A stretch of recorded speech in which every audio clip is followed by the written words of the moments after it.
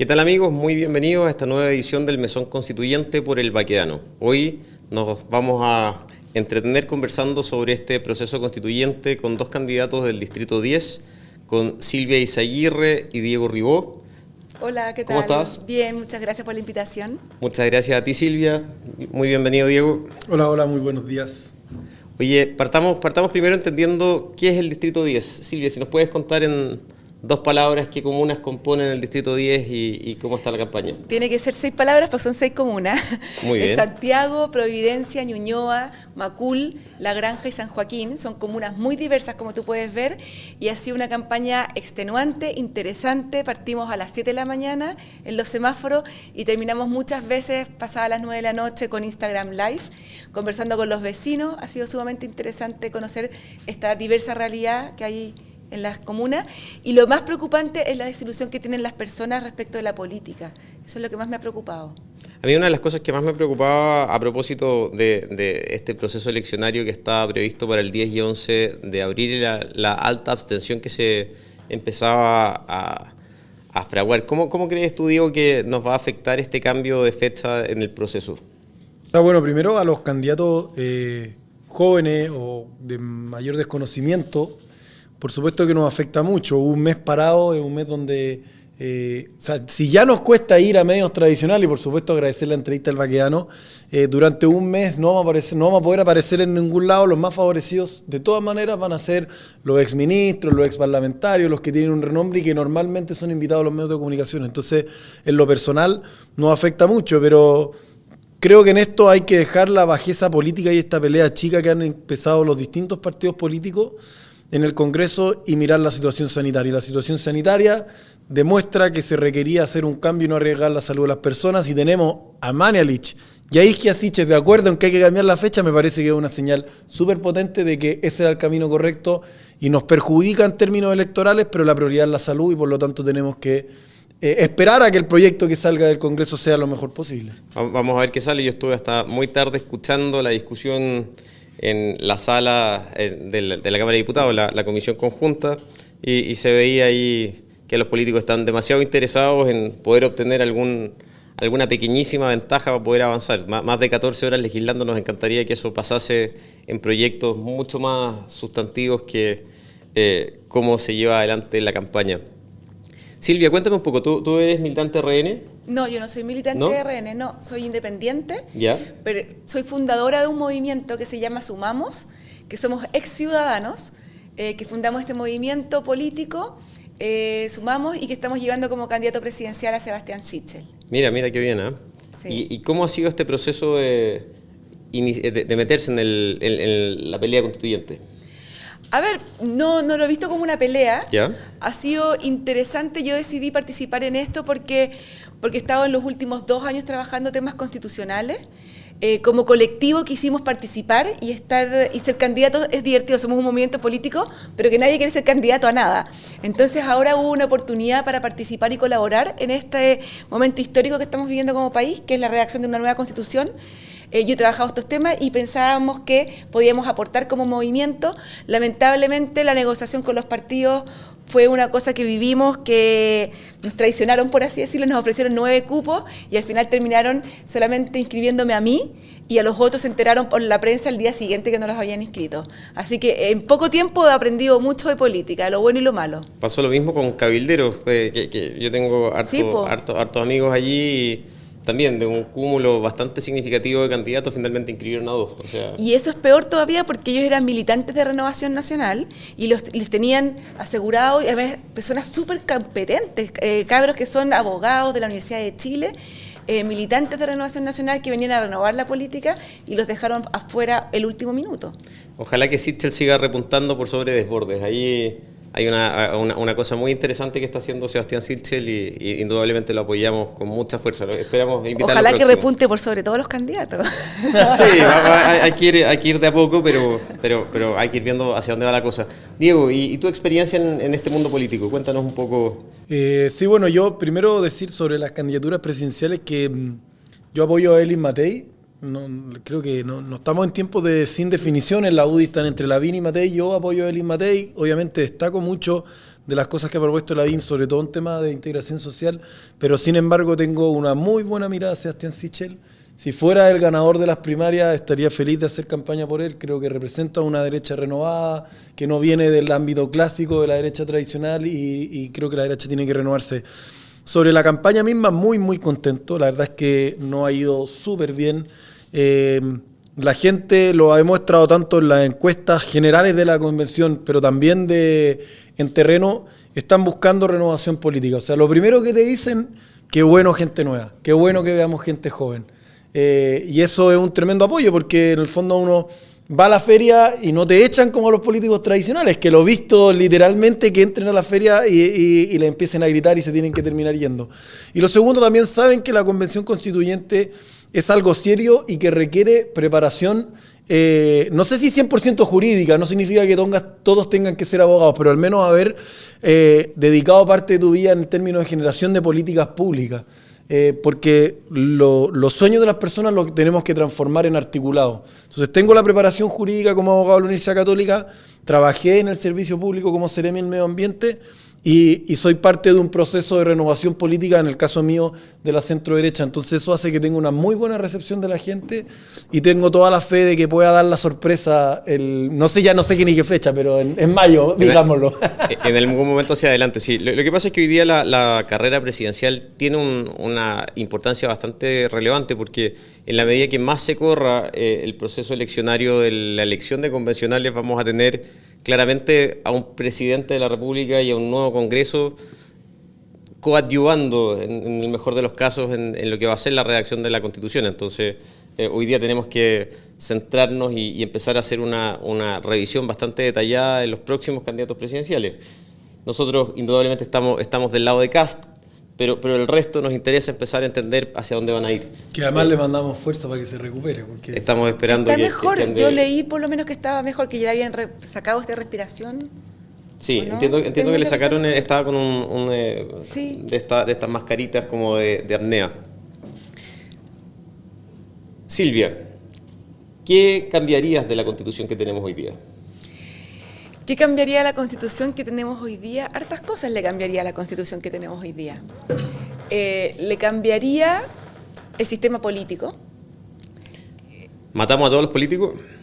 No, yo no creo que hay que matar a nadie. ¿Los desterramos? No creo en la pena de muerte, no creo en eso, pero creo que tenemos un sistema político que no conversa, que no es coherente y que se ha traducido en desgobierno. Y simplemente decir que un Congreso proporcional en un régimen presidencial y excesivamente presidencial como el que tenemos en Chile, no conversa. Si tú quieres tener un sistema presidencial, tienes que tener un parlamento, ojalá uninominal, mayoritario, para que pueda dar gobernabilidad. Y si quieres tener un parlamento proporcional, entonces hazlo como lo hacen los países donde funciona bien lo proporcional, que es con parlamentarismo. Pero esto no funciona. Eso es lo primero que cambiaría.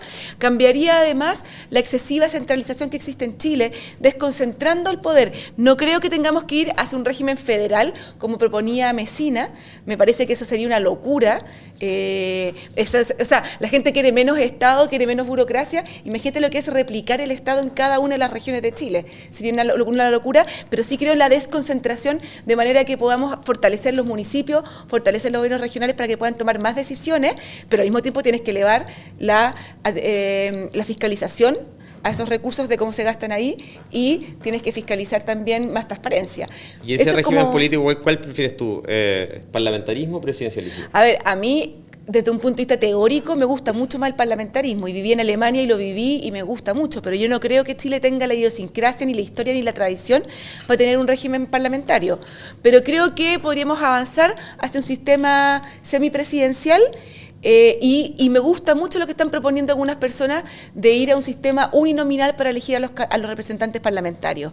¿Por qué? Porque en un sistema uninominal tienes distritos mucho más pequeñitos, donde el representado con el representante tienen muchísima más cercanía. Y además, porque como eliges a una sola persona, esa persona tiene que apuntar a una mayoría. Y por lo tanto se convoca más a personas, se polariza mucho menos la discusión parlamentaria, sino que buscas personas que buscan los consensos. Pero para representar. uninominal con bicameral. Bicameral, sí. Creo que tenemos una buena experiencia con el bicameral, creo que el Senado cumple un rol importante y lo hemos visto, cómo mejora la factura de las leyes el Senado, tiene más experiencia, tiene una mirada más de largo plazo y además tiene una representación territorial distinta que la Cámara. Entonces creo que un bicameral uninominal me parece que puede ser interesante, o quizás en el Senado podemos dejarlo proporcional o binominal, pero en la Cámara uninominal. Y tratar de salirnos un poco de estos diputados del 1% que se transforman en estos partidos bisagra que terminan dañando tanto la democracia. Diego, y en esa misma lógica de gobernabilidad y de descentralización, que nuestra Constitución propende a la descentralización como uno de los elementos centrales, ¿cómo ves que van a incidir los nuevos gobernadores en relación a la descentralización y a la relación que empiecen a tener con los delegados presidenciales? Sí, mira, ahí hay dos cosas que son interesantes. Lo primero, yo fui seremi del medio ambiente de la región metropolitana, por lo tanto tenía una relación directa con el intendente y con la ministra. O sea, había una dualidad de jefatura y que no siempre conversan porque en general el intendente un rol mucho más político y el ministro un rol un poco más técnico. Entonces no siempre iban para el mismo lado. Y a esto se va a sumar una tercera autoridad, que es un delegado presidencial. Entonces, todos los que están postulando que Chile debería transitar al semipresidencialismo, bueno, en el gobierno regional vamos a ver un semipresidencialismo, porque va a haber una autoridad designada por el presidente de la República, que podría decirse que sería desde el juego democrático, y va a haber una autoridad electa democráticamente. Entonces va a haber una dualidad de jefaturas dentro de las autoridades regionales, pero además dos personas que se van a estar disputando el poder, que es un poco lo que pasa en los semipresidencialismos, donde hay un primer ministro y un presidente electo, un poco lo que pasa en Francia. Entonces, creo que lo que vamos a ver en el gobierno regional va ojalá ser un antecedente que nos permita ver si es que Chile realmente está preparado para tener un semipresidencialismo, que en lo personal no lo creo. Yo creo que tenemos que transitar al presidencialismo descentralizado y con eso estoy 100% de acuerdo con Silvia. Los municipios hoy son la primera respuesta ante las necesidades de los ciudadanos y la mayor crítica de los ciudadanos es la burocracia y la lentitud que tienen el Estado para responderle a sus necesidades. Por lo tanto, si el municipio está ahí, conoce la realidad de los vecinos, entreguémosle facultades y entreguémosle recursos, pero también seamos muy exigentes en caso que hayan corrupción y en temas de transparencia. Yo soy un partidario férreo del presidencialismo también. A mí las lógicas de semipresidencialismo y parlamentarismo me pasan dos cosas. La primera es que Chile no viene de una monarquía donde podamos tener esta figura tan marcada del jefe de Estado. Y lo segundo es que un proceso de adaptación de un cambio presidencial, Chile ya ha tenido historias de ese tipo y lo más probable es que nos tomen 20, 30, 40 años en que seamos capaces de adaptarnos a un proceso que hoy día nadie conoce. Es bien teórico, yo soy abogado, trabajo con mucha gente y lograr entender, claro, la gente que va a Europa de pronto se maravilla con estas figuras, pero no hay tanta manualética en Chile para poder entenderla y aplicarla. Entonces, nuestros fenómenos eleccionarios son bastante complejos. Medio ambiente, ¿hacia dónde vamos? ¿En qué materia? En medio ambiente. ¿Pero en la Constitución? En la Constitución. ¿Cómo empezamos a salvaguardar un medio más libre de contaminación y un país más sustentable? Mira, qué buena pregunta. Yo creo que hemos estado discutiendo, por lo general en los programas se discuten los temas del siglo XX en materia constitucional y creo que tenemos la oportunidad de abordar los desafíos del siglo XXI que tienen que ver muchas veces con migración, con el tema del calentamiento global y uno de esos es justamente lo que tú decías. Nosotros hoy día en la Constitución tenemos un artículo que dice que tenemos el derecho a un ambiente libre de contaminación y en Santiago, Temuco, Aysén sabemos que eso no se cumple. De manera que es importante señalar que la Constitución puede dar una orientación, pero si no tenemos un Estado eficiente para poder implementar los mandatos que tiene la Constitución, no vamos a sacar nada poniendo las cosas en la Constitución. Yo sí creo que la Constitución debe no solamente proteger el medio ambiente, sino también dar un mandato claro del deber del Estado y de los ciudadanos de proteger nuestra naturaleza. Pero para que eso se pueda acercar ni se pueda materializar, necesitamos también una reforma al Estado que lo modernice y que sea capaz de poder implementar lo que está mandatado en la Constitución. De lo contrario, van a quedar solamente como promesas, como muchas que están hoy día en nuestra Constitución y no se cumplen. Queremos un Estado que sea mucho más promotor y en ese camino hacia el siglo XXI, Diego, ¿cómo nos enfrentamos a las nuevas tecnologías? Hoy día Chile está, y ahí comparto 100% el análisis, está completamente anclado en los últimos 2 siglos y no estamos mirando los siglos que vienen. Tenemos inteligencia artificial, tenemos desarrollo sustentable, tenemos un Estado que debiese ser más promotor, tenemos un país que sigue extrayendo recursos naturales y poca manufactura. ¿Hacia dónde tenemos que ir en un modelo de desarrollo que nos permita esta nueva Constitución saltar al siglo 22 ya? Sí. Voy a responder las 2 preguntas, que yo fui Seremi del Medio Ambiente, Adelante, por lo tanto, adelante. este es mi tema. Así que Es que voy a referir a eso. desarrollo sustentable y tecnología van un poco de la mano. 100%, o sea, primero, ¿cuál es mi propuesta? Es que en las bases de la institucionalidad, es decir, los principios que van a regular esta sociedad que queremos formar, se tenga que establecer que el Estado debe buscar activamente el desarrollo sustentable. Y eso es un cambio de paradigma, porque lo que busca es que el Estado no sea neutral a la hora del desarrollo económico. Para mí no tienen que pagar los mismos impuestos a alguien que trae un auto eléctrico, que busca todo el beneficio en materia de contaminación, a alguien que trae un auto a benzina y que después genera los problemas de contaminación. Y a su vez tenemos que buscar cómo mejorar el estándar, solo que hoy en día el artículo 19, número 8, solo se remite a la contaminación. O sea, la Constitución actual fue muy innovadora, fue la 5ª Constitución del mundo en establecer la protección del medio ambiente como una garantía constitucional, y hoy en día no cumple los estándares. Pero lo que tenemos que hacer es ver cómo es la institucionalidad ambiental que hemos generado en Chile, que es extraordinaria. A nivel al menos teórico tenemos Superintendencia del Medio Ambiente, Ministerios, Sistema de Evaluación de Impacto Ambiental y Tribunales Ambientales, y viendo eso, ¿cómo lo fortalecemos? Y cómo dejamos de lado solamente el estándar de contaminación, que es cuando se ha superado un límite que estableció el propio Ministerio. Y eso se puede dejar específicamente en la Constitución. Solo aquí porque lo nombró Silvia, efectivamente Chile tiene prácticamente todas las ciudades de Santiago del Sur con problemas de contaminación. Sí quiero destacar algo que muchas veces no se conoce: la región metropolitana, aunque no lo crean, es un ejemplo a nivel mundial de cómo descontaminar una ciudad. La disminución que hemos tenido en material particulado es brutal. La disminución que hemos tenido en los óxidos de nitrógeno, que hoy en día ya no estamos saturados por óxido de nitrógeno, es brutal. Y eso también en varios contaminantes más. Lo que no obsta que necesitamos instrumentos que sean mucho más efectivos, porque Santiago se ha demorado 20 años en hacer lo que ha logrado hacer. Entonces, a ver cómo podemos avanzar de una manera más rápida, y eso tiene que ver con la efectividad del Estado, más que con el cambio constitucional que podamos hacer.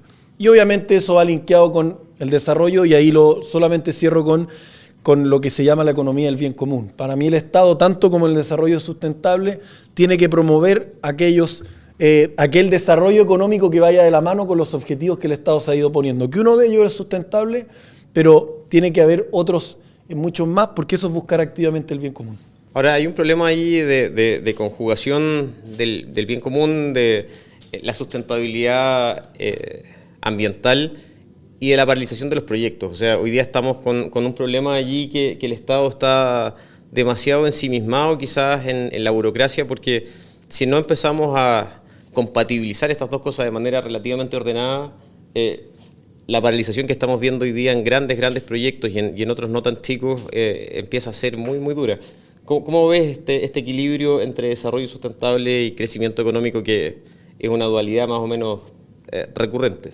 Mira, no soy experta en esta materia, tengo amigos, así que voy a recurrir a mis amigos que trabajan en minería. Comodín telefónico.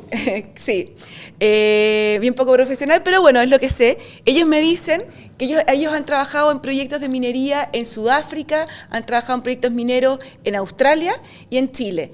Y me dicen que las exigencias medioambientales en Sudáfrica y en Australia son muchísimo más elevadas que en Chile. Las mismas empresas, son las mismas empresas, invierten muchísimo más dinero en estos proyectos mineros para respetar el medio ambiente, y que en Chile, ellos trabajando en Chile, me dicen que es una vergüenza cómo se destruye el medio ambiente. Entonces creo que hay mucho más que se puede hacer, las exigencias internacionales son mucho más altas y nosotros tenemos enormes riquezas que podemos aprovechar. Entonces, creo que se puede hacer un esfuerzo mayor en exigir a las empresas mineras y a otras empresas también que trabajan con medio ambiente o que tienen un efecto en el medio ambiente de lograr un mejor equilibrio entre el desarrollo económico por una parte y el respeto al medio ambiente.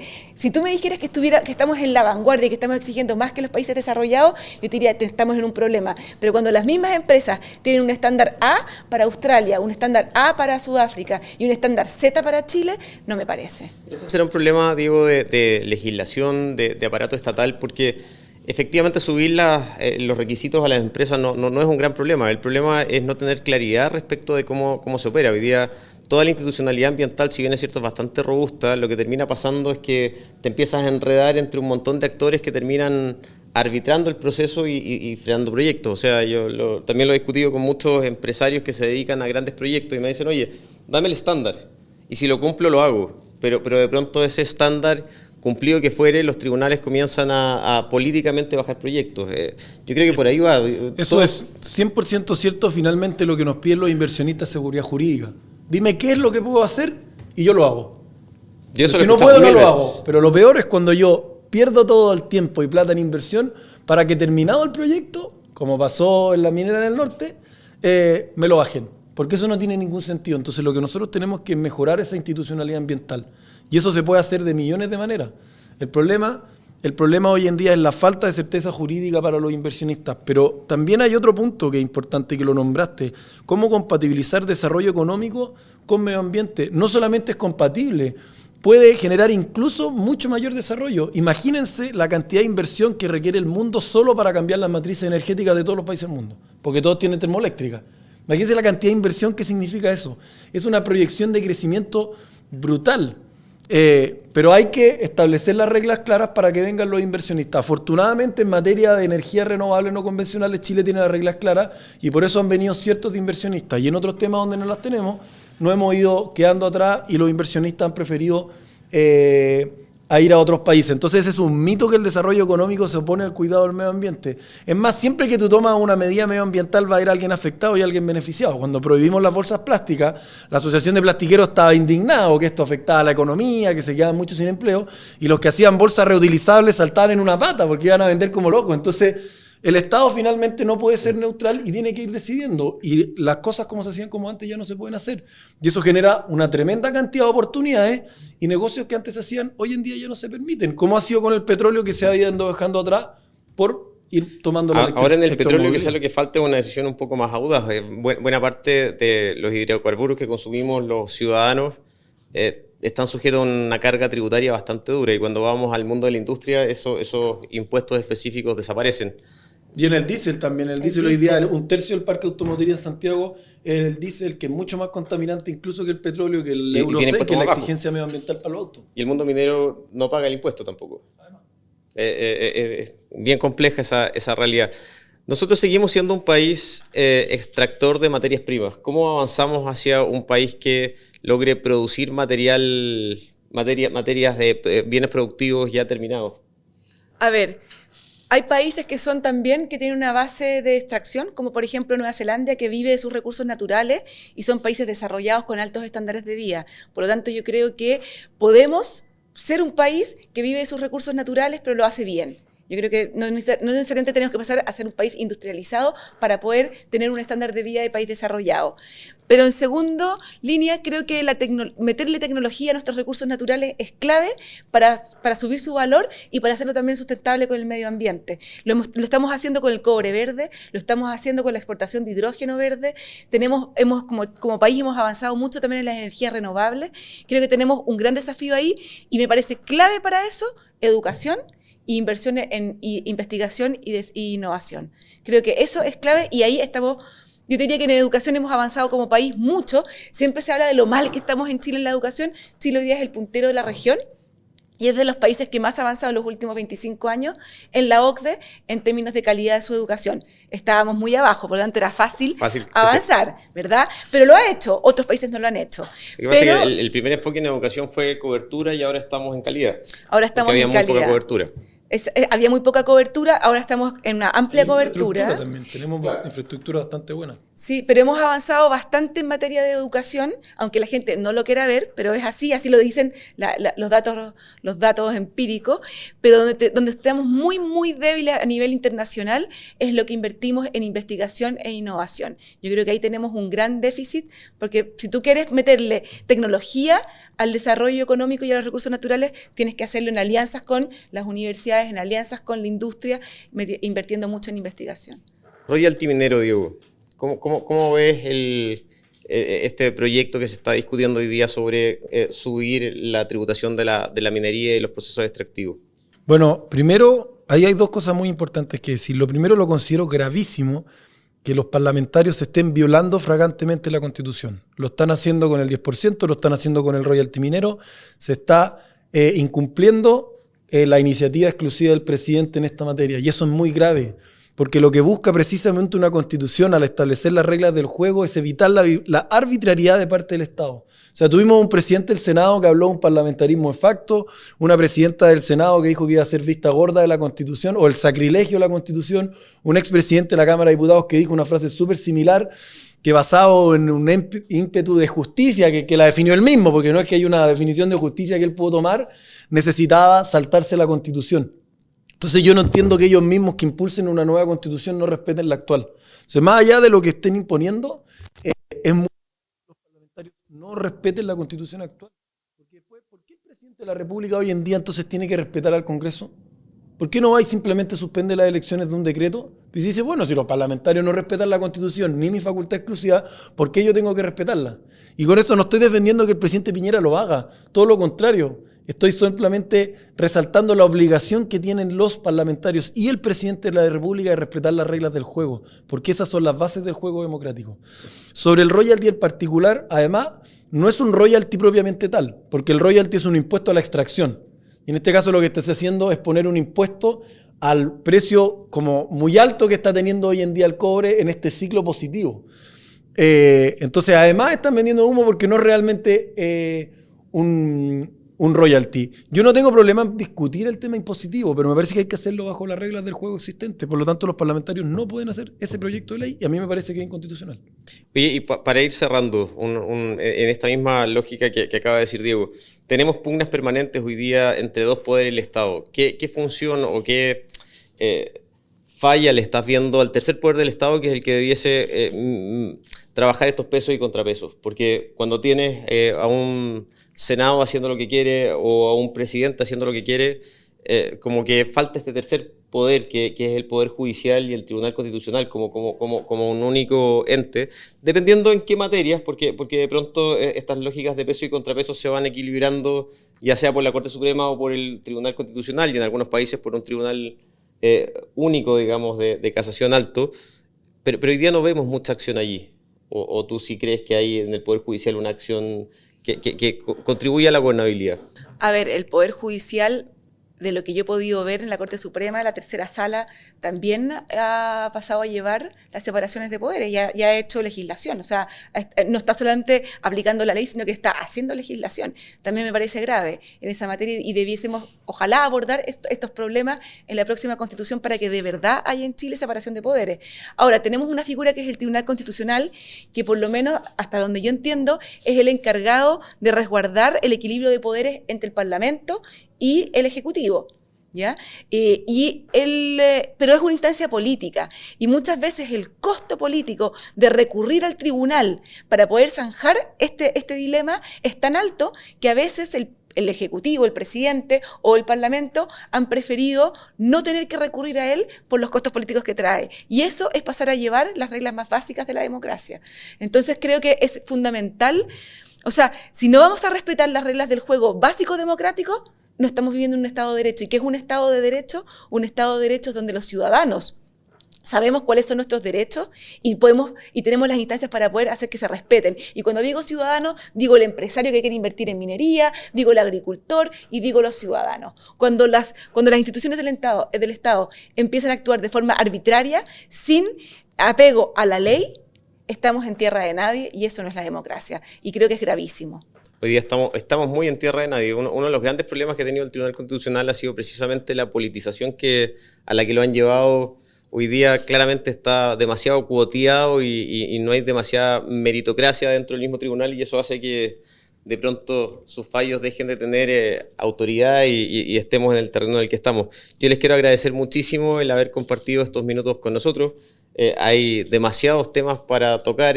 Hoy día tratamos de centrarnos en el Chile del futuro, empezar a pensar un poco más en el desarrollo sustentable y empezar a avanzar hacia nuevas tecnologías, y la Constitución ahí puede hacer algo muy relevante. Yo les quiero dar un minuto final para que le hablen a los electores o al público, en verdad.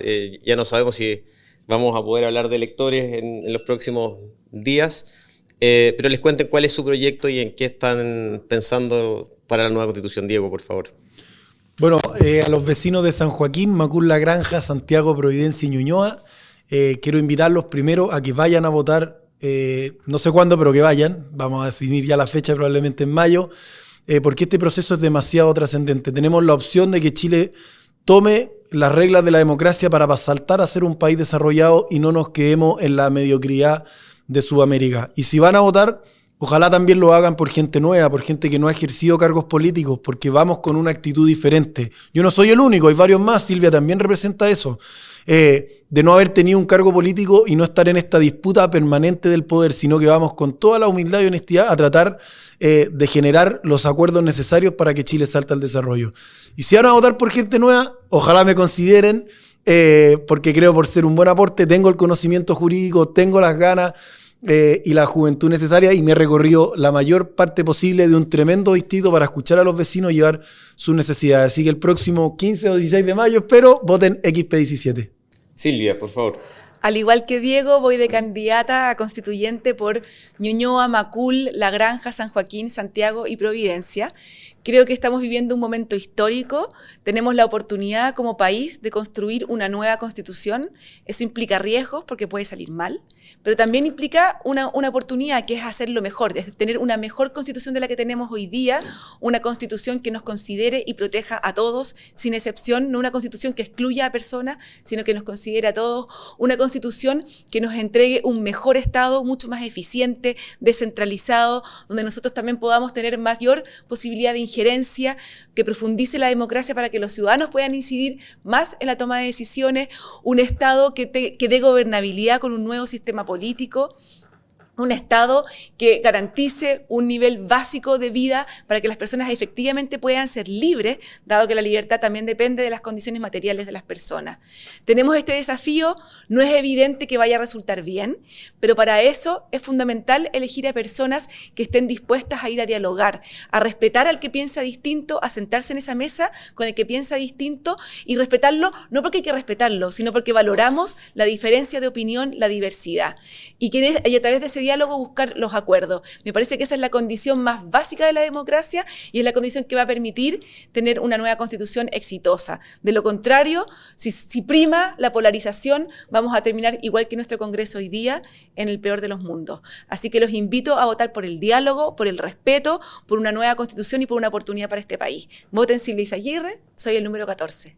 Muchísimas gracias a ambos, ha sido una conversación muy enriquecedora. Yo los invito a seguirnos, agradezco también a nuestros auditores, a nuestros teleespectadores, y nos encontramos en la próxima edición del Mesón Constituyente.